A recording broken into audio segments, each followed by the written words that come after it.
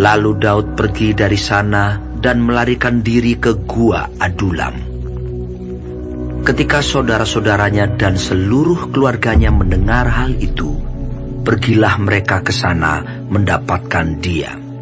Berhimpunlah juga kepadanya setiap orang yang dalam kesukaran, setiap orang yang dikejar-kejar tukang piutang, setiap orang yang sakit hati.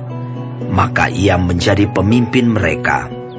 Bersama-sama dengan dia ada kira-kira 400 orang. Dari sana Daud pergi ke Mispa di Moab dan berkata kepada raja negeri Moab, "Izinkanlah ayahku dan ibuku tinggal padamu, sampai aku tahu apa yang dilakukan Allah kepadaku." Lalu diantarkannyalah mereka kepada raja negeri Moab, dan mereka tinggal bersama dia selama Daud ada di kubu gunung.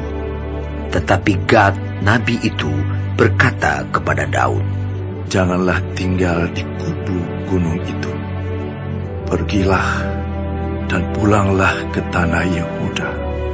Lalu pergilah Daud dan masuk ke hutan Keret.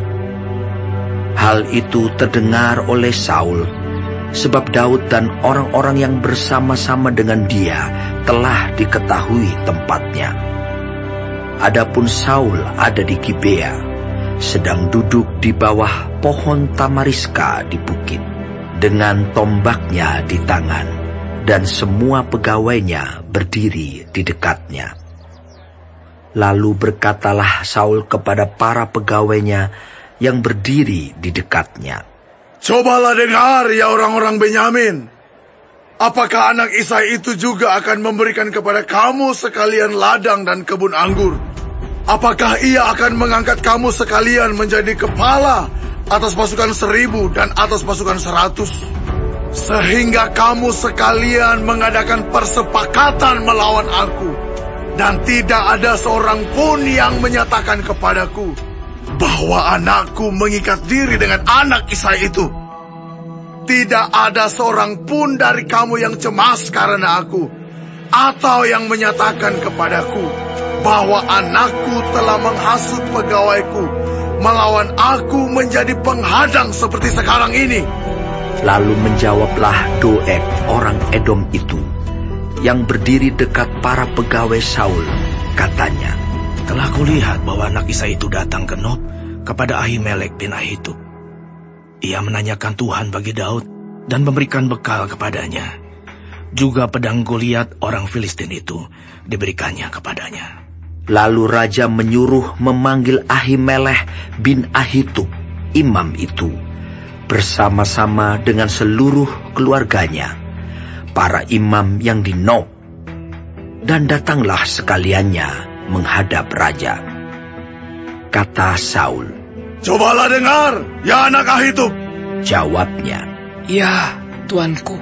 Kemudian bertanyalah Saul kepadanya, "Mengapa kamu mengadakan persepakatan melawan aku?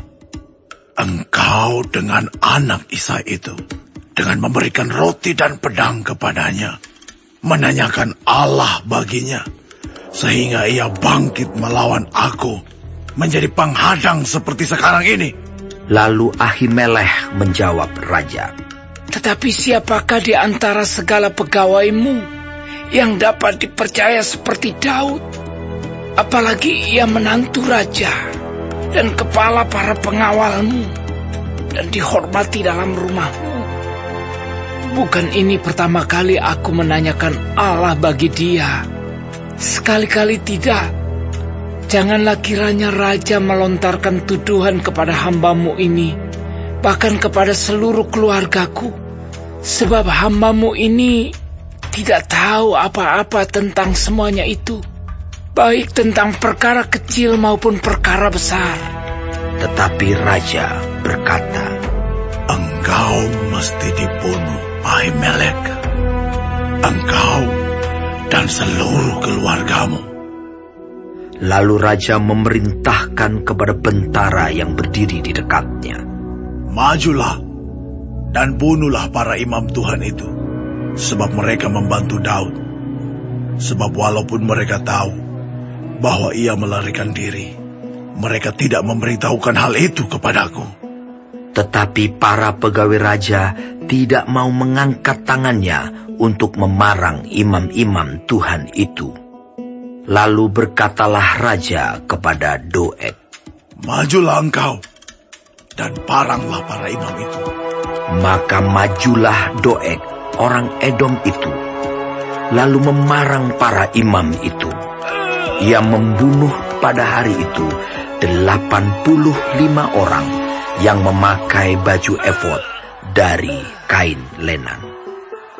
Juga penduduk Nob, kota imam itu, dibunuh raja dengan mata pedang, laki-laki maupun perempuan, kanak-kanak maupun anak yang menyusu, pula lembu, keledai, dan domba dibunuhnya dengan mata pedang. Tetapi seorang anak Ahimelech bin Ahitub, namanya Abiatar, luput. Ia melarikan diri menjadi pengikut Daud. Ketika Abiatar memberitahukan kepada Daud bahwa Saul telah membunuh para imam Tuhan, berkatalah Daud kepada Abiatar, Memang, pada hari itu juga ketika Doeg, orang Edom itu ada di sana, aku telah tahu bahwa pasti ia akan memberitahukannya kepada Saul. Akulah sebab utama daripada kematian seluruh keluargamu. Enggaklah padaku, janganlah takut. Sebab siapa yang ingin mencabut nyawamu, ia juga ingin mencabut nyawaku. Di dekatku engkau aman,